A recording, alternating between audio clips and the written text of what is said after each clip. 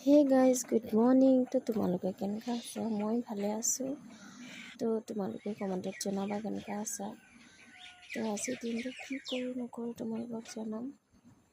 তো ব'লা ভিডিঅ'টো আৰম্ভ কৰোঁ। আজি ৰাতিপুৱা কি ধুনীয়া পৰিৱেশ দেখি মনটো কিমান ভাল লাগিছে ন। তো ব'লা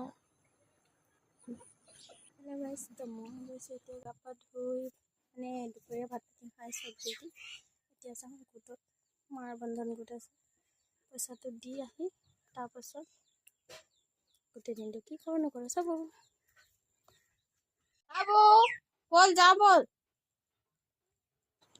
গুড আফটাৰনুন গাইজ। এতিয়া হৈ গৈছে দেখিছে চন্দা মামা কি ধুনীয়া দেখা গৈছে আজি। তাৰপাছত মায়ে পূজা চূজা কৰি মেলি আজৰি ময়ো খানাত লাগিলোঁ। পিঁয়াজ হৈ গ'ল আমাৰ ভজা। কি বনাওঁ দিছোঁ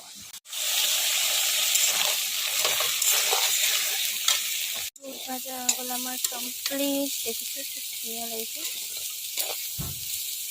কাৰণ দুটা কমপ্লিট হৈছে বিলাহীকেইটা অকণ ভাজি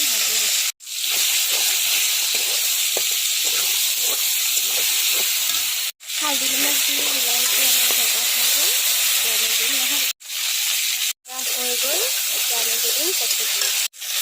সেইটো পিছে অন্য কচু তেনেকুৱা নহয়, সেইটোহে একদলীয়া কচু। সেইটো কচু যেনেকুৱাই বনাই আপোনাৰ বহুত ভাল হয়। মাছটো খাবলৈও ভাল লাগে, টেষ্টি হয়। এই কচুটো এটা ডালতহে হয়, সেইকাৰণে একদলীয়া আৰু পাতকেইটা জুই গ'ল। কেতিয়াবা আনিলে দেখাম বাৰু, আজি এনেই জেগাজুৰিৰ কাৰণে নহয়। কচু ভাজি হৈ গ'ল আমাৰ ৰেডি। দেখিছেনে ইমান গাল দেখিছিলে, হৈছে ইমান অকণমান। খাই টেষ্ট কৰি আপোনালোকক দেখাম দেই। তো গাইজ আমাৰ খানা হৈ গৈছে অলৰেডি, গোটেইখিনি ৰেডি।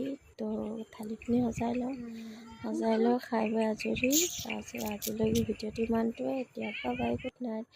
ভাল লাগিলে লাইক কমেণ্ট ছাবস্ক্ৰাইব কৰি দিবা।